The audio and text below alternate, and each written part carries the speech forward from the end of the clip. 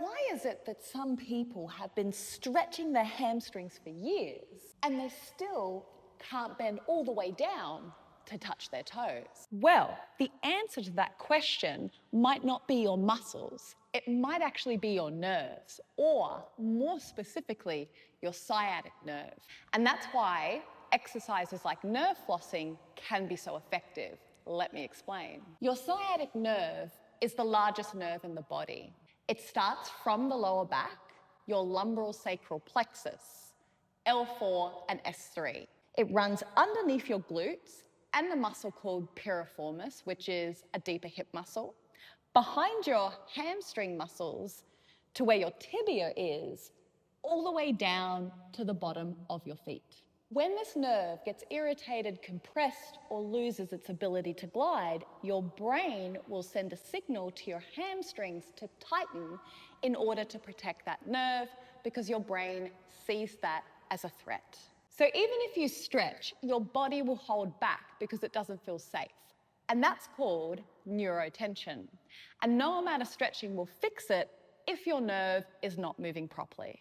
So this is where nerve flossing comes in. So what you're going to do is this. The idea behind nerve flossing is to create more movement for your sciatic nerve. So what you're going to do is you're going to grab a set of blocks, particularly if your hamstrings are tight. You're going to hinge from your hip with a flat back, place the blocks on the ground with your hands on the blocks. If you don't have blocks, you could hold your waist or hold your shins. Now, you're going to start with bent knees. Make sure that your feet are flat on the floor. Then you're going to straighten one leg, pushing the hip back. Then you're going to bend that knee and then straighten the other leg whilst pushing the hip back.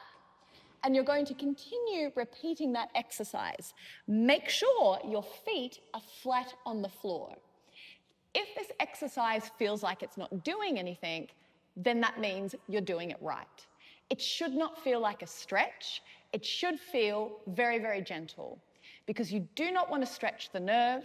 You just want to create some movement so it can glide properly to innervate your hamstrings more effectively. Share this with a friend who's struggling with a hamstring flexibility. Say hi in the comments, and I'll see you guys next time. Bye.